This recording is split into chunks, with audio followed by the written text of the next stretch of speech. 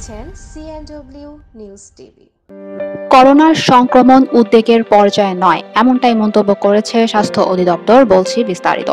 দেশে করোনার সংক্রমণ উদ্বেগের পর্যায়ে নয়। প্রতিবেশী 3টি দেশের সংক্রমণ কিছুটা বেশি হওয়ায় স্বাস্থ্য বিভাগ সতর্ক অবস্থান নিয়েছেন। সম্ভাব্য পরিস্থিতি মোকাবেলায় সব ধরনের প্রস্তুতি নিচ্ছে সরকার। বুধবার দুপুরে আয়োজিত এক সংবাদ সম্মেলনে একথা বলেন স্বাস্থ্য অধিদপ্তরের মহাপরিচালক অধ্যাপক মোহাম্মদ আবু জাফর। স্বাস্থ্য অধিদপ্তরের সম্মেলন কক্ষে এই সংবাদ সম্মেলন হয়। এতে আরও উপস্থিত ছিলেন অধিদপ্তরের রোগ নিয়ন্ত্রণ শাখা, হাসপাতাল শাখা, রোগ তত্ত্ব, রোগ নিয়ন্ত্রণ ও গবেষণা প্রতিষ্ঠান সহ অন্যান্য দপ্তরের কর্মকর্তারা।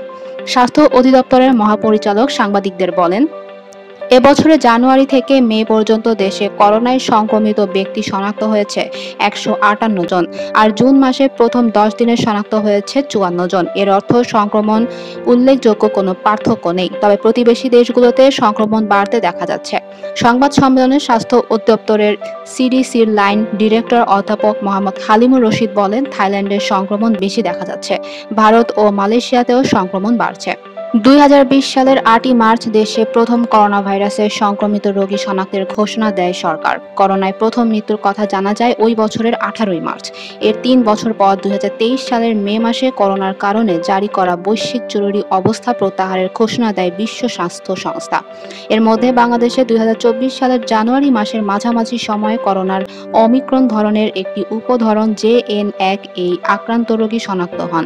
দ্রুত ছড়ানোর কারণে JN1 K variant of interest হিসেবে অভিহিত করে বিশ্ব স্বাস্থ্য সংস্থা।